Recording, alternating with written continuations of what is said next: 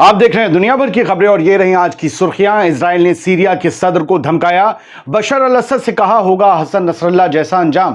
حزب اللہ نے پھر کی راکٹس کی بوچھار، کئی لوگوں کے زخمی ہونے کی خبر، بڑی تباہی کی تصویریں آئیں سامنے۔ اسرائیل کے حملے میں نقصان کھائے ایرانی ایئر ڈیفنس سسٹم ہوئے درست، واپس سائٹ پر تعینات۔ اسرائیل میں رہنے سے گھبرا رہے لوگ، رپورٹ میں دعویٰ اسرائیل چھوڑنے والوں میں 42% کا اچھال۔ اور روس کا الیکٹرانک وارفیئر ہیلی کاپٹر اغوا کرنا چاہتا تھا یوکرین، لیکن FSB نے پلان کر دیا ناکام۔ آزاد بول انڈیا میں آپ سبھی کا خیر مقدم ہے، میں ہوں عادل خان آزاد۔ 11 نومبر 2024 کی تاریخ ہے آج۔ آپ دیکھ رہے ہیں رات 10 بجے کا اسپیشل شو دنیا بھر کی خبریں، تھوڑا لیٹ ہی صحیح لیکن لے کر آیا کیونکہ ایک وعدہ ہے۔ چلیے شروع کرتے ہیں دنیا بھر کی خبروں کا یہ سفر تفصیل سے۔ حزب اللہ نے ایک بار پھر اسرائیل پر بڑا حملہ کیا ہے۔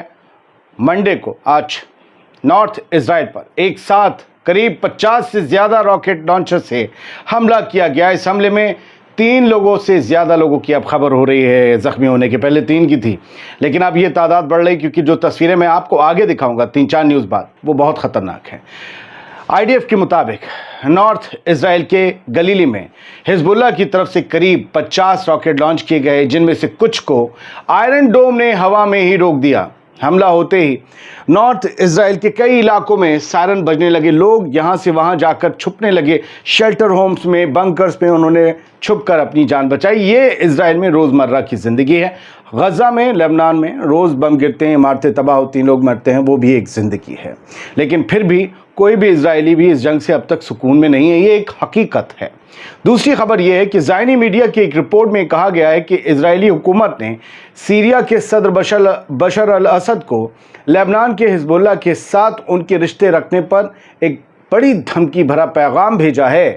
فلسطینی میڈیا کے مطابق اسرائیل ہیوم اخبار جو اسرائیل کا ہے، اس نے حکومت کے آفیشلز کے حوالے سے یہ کہا ہے کہ بشار الاسد کو انفارم کر دیا گیا ہے کہ اگر انہوں نے سیریا سے لبنان تک جو ہتھیاروں کو ٹرانسفر کرنے کا اور بھیجنے کا سلسلہ ہے اسے روکا نہیں اور اسرائیل کے ساتھ سپورٹ نہیں کیا تو ان کا حال بھی حزب اللہ کے سابق چیف سید حسن نصر اللہ کی طرح ہوگا۔ یہ سیدھے سیدھے بشار الاسد کو قتل کی دھمکی ہے۔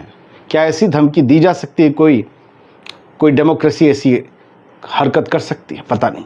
ڈیموکریسی ہے بھی یا نہیں پتہ نہیں۔ ایک اور خبر سیریا سے ہی ہے۔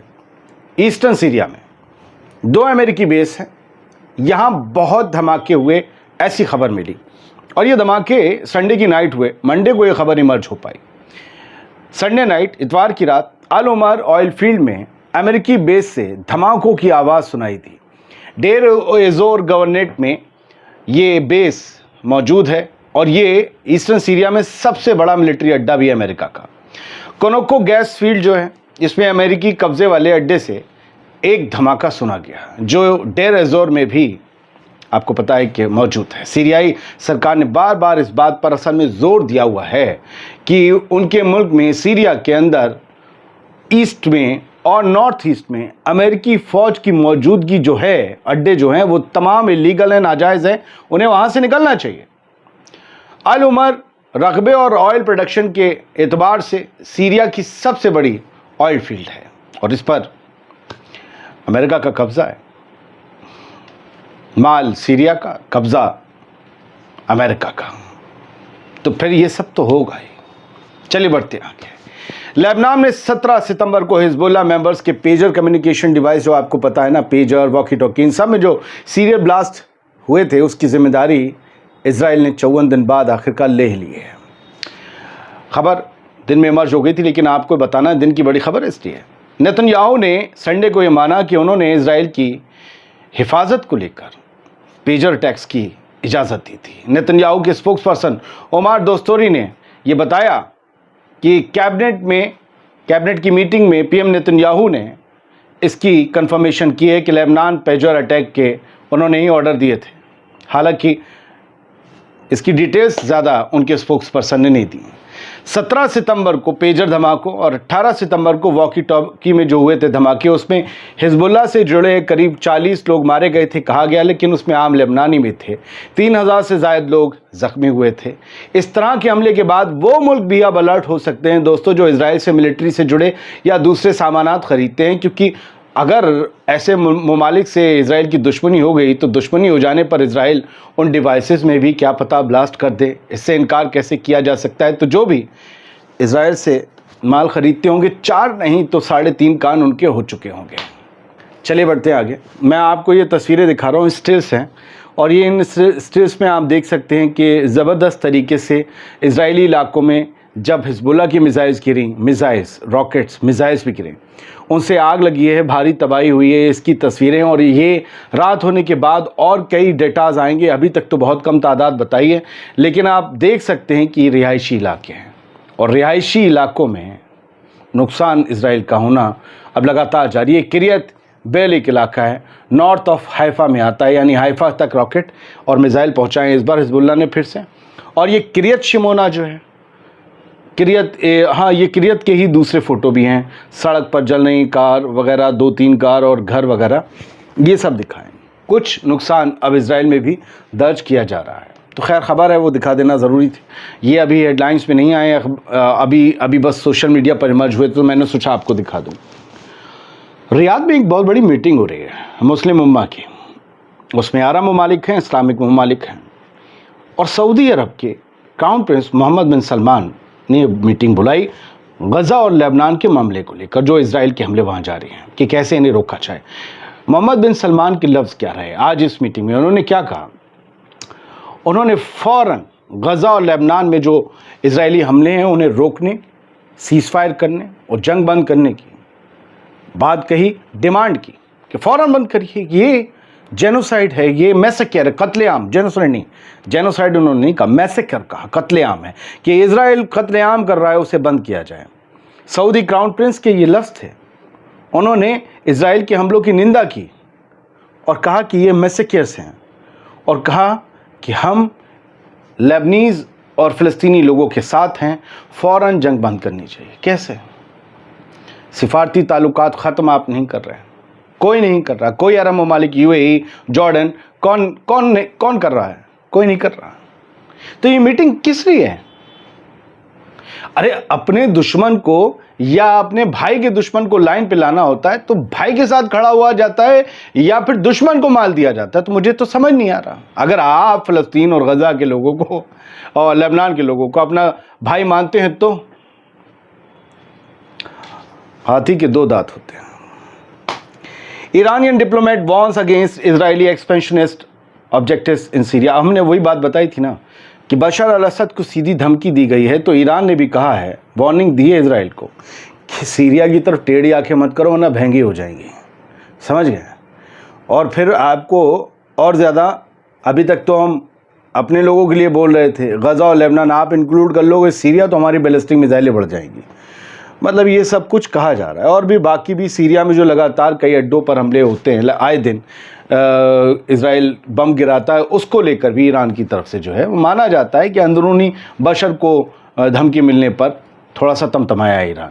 लेकिन रोज़ के हमलों से भी ईरान जो है थोड़ा सा परेशान है। सीरिया में उसके भी कई इंटरेस्ट हैं, यू नो वेरी वेल।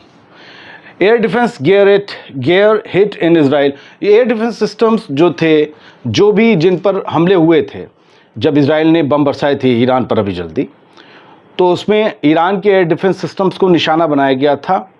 उनमें इतना नुकसान हुआ था कि वो वापस दुरुस्त होकर, नट बोल्ट टाइट होकर काम पर लग गए हैं। ये ईरान की तस्नीम न्यूज़ एजेंसी ने खबर दी है। ईरानियन कमांडर के हवाले से खबर दी गई है। कहा गया है कि जी आप सब चंगा से सारे काम पे लग गए और बेहतरीन तरीके से काम भी करेंगे। खैर, एक रिपोर्ट है इजरायली अखबार के हवाले से, लेबनीज़ टीवी और अखबार वेबसाइट अल मयादीन ने छापी है कि भाई बहुत ज़बरदस्त तरीके से उन लोगों की तादाद में उछाल देखा गया है जो अब इज़राइल में नहीं रहना चाहते बल्कि बाहर की सिटीज़नशिप लेना चाहते हैं, बाहर रहना चाहते हैं। इमिग्रेशन जो है ये एक तरीके से अलार्म है इज़राइल के लिए कि उनकी आवाम को अब उनके यहाँ रहने में ना दिलचस्पी है ना भरोसा रह गया कि वो सेफ़ हैं। 7% लोग वापस आते थे, मतलब अब्रॉड डिक्लाइन जो है आ गया है उन लोगों में जो वापस इज़राइल आ जाते थे, उसमें भी 7% की गिरावट आई है। पहले 12,214 लोग आते थे लगभग वापस, अब 11,300 रह गए। देखिए बहुत बड़ी फिगर नहीं है, बहुत बड़ी इज़राइल की आबादी भी नहीं है, लिहाजा फिगर भी बड़ी नहीं होगी। पहले जितने भी लोग हज़ारों की तादाद में बाहर जाते थे, हाँ उनमें ज़रूर जो है 42% का उछाल देखा गया है। 24,900 लोगों ने 2023 में CBS के अकॉर्डिंग ये स्टैटिस्टिक्स दी गई है। CBS यानी कि central bureau of statistics, CBS के हवाले से कहा गया है कि 2023 में 24,900 इजरायलियों ने यह फैसला किया कि अब वो अब्रॉड में रहेंगे, जबकि इससे पहले इन लोगों की तादाद 17,520 एवरेज हुआ करती थी। तो ये 17,520 और 24,900 के बीच का जो फैसला है, ये 42% का उछाल। अगर आपने लाखों में सोचा तो माजरत। खैर, टाइम्स ऑफ इजराइल की हेडलाइन क्या कहती है? यार लेपिड हैं, इन्होंने अपोजिशन लीडर हैं, इन्होंने वो प्रेशर मेंटेन करना शुरू कर दिया कि तुमने योव गैलेंट को तो हटा दिया, लेकिन जो योव गैलेंट फैसले ले गए थे उससे पीछे तुम नहीं हट पाओगे और हम हटने नहीं देंगे। लेपिड ने ये कहा है इजराइल काट्स से, जो अब डिफेंस मिनिस्टर बनाया गया है इजराइल का, उससे कहा है कि वो जो 7,000 ड्राफ्ट की बात करके गए थे योव गैलेंट, जिसमें उन हरेदी यहूदियों को, येशेवा को, जो हर वक्त पढ़ते रहते हैं, टोपा लगाए चोटी बांधे रहते हैं, उन लोगों को 7,000 उनके लिए ड्राफ्ट दिए गए थे कि 7,000 हमें ये बंदे और चाहिए, क्योंकि वो फौज में भर्ती होने से इनकार करते हैं। तो इन्होंने कहा कि वो जो 7,000 ड्राफ्ट थे उन्हें अमल में लाया जाए, हरेदियों को बुलाया जाए, फौज में भर्ती किया जाए, गजा भेजा जाए। ऐसा नहीं होगा। जो आम इजरायली हैं, जो हरेदी, येशिवा, ये कट्टरपंथी या अल्ट्रा ऑर्थोडॉक्स नहीं है, वो नहीं लड़ेंगे, और बाकी जो आवाम है इजराइल की आम यहूदी हैं वो लड़ते रहेंगे। ऐसा नहीं होगा। IDF में भेदभाव नहीं होगा, उन्हें भी बुला, और आप जो हैं उनके वो ड्राफ्ट जारी करें। माना जाता है उन्हीं ड्राफ्ट की वजह से जो कट्टरपंथी इजराइल की हुकूमत में शामिल है, उन्होंने नेतन्याहू पर प्रेशर डाला कि भाई गैलेंटवा को संभालो, ये हमारे उन लोगों को बुला रहा है जो लड़ना नहीं जानते और चाहते भी नहीं हैं, क्योंकि वो उनका वोट बैंक है, इसलिए प्रेशर मेंटेन हुआ था। इन्होंने फंसाया है कि क्या करोगे भाई, वो जो फैसला हुआ था उसका क्या करोगे। अब जो अमेरिका है वो इस बात का जजमेंट करेगा, इस बात की निगरानी करेगा कि गज़ा में इजराइल जो है वो किस तरीके से मदद भेज रहा है, राशन, पानी, दवा किस तरीके से भेज रहा है। जो गज़ा में एड क्राइसिस है उससे इजराइल निपटने में क्या इक़दाम उठा रहा है, उसकी निगरानी अमेरिका करेगा। कमाल की बात है। अरे आप बम, गोली, बारूद इजराइल को दे देते हैं, बोलो ऐसा बोलो, बम, हम दवा भी भेजेंगे, खाना भेजेंगे, रोक सके तो रोक लो, नहीं भेजोगे आप, नहीं भेजोगे आप। बम, गोली, बारूद के लिए कोई मसला नहीं है, लेकिन दवा और खाने के लिए मसला है। कह रहे वहां बमबारी होती है हमारे, कैसे? अरे तुम्हारे भेजे हुए बम ही तो चला रहे हैं, वो बंद कर दो, राशन भेज दो। कहां से चलाएंगे? ना नॉर्मल तेल होगा, ना राधा नाचेगी। ये राधा तुम्हारे चक्कर में नाच रही है। हाँ, रशिया का एक हेलीकॉप्टर हाईजैक करने की कोशिश की यूक्रेन ने, और बताया गया कि FSB ने इस पूरे प्लॉट को मटियामेट करके रख दिया।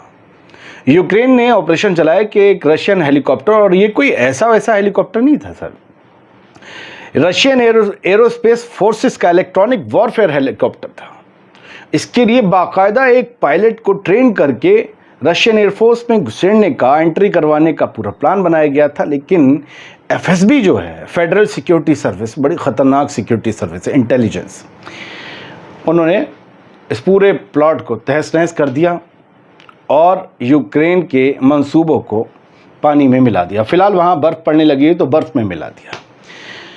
गज़ा की मैंने आज आपको कोई ख़बर नहीं दी, मुझे पता था, मैं आपकी रात को थोड़ा सा गमगीन नहीं बनना चाहता था। बस ये समझ लीजिए, अल जज़ीरा की खबर है, लेबनान और गज़ा में भयंकर तरीके से बमबारी हुई है। वही हुआ है जो रोज़ होता है। शायद सुबह के शो में मैं आपको तादाद बता पाऊँ। खुश रहिए, सलामत रहिए, मज़लूमों के लिए दुआ करते रहिए। क्या पता किसकी दुआ लग जाए। जंग रुकने की दुआ करिए जहाँ जहाँ चल रहा है।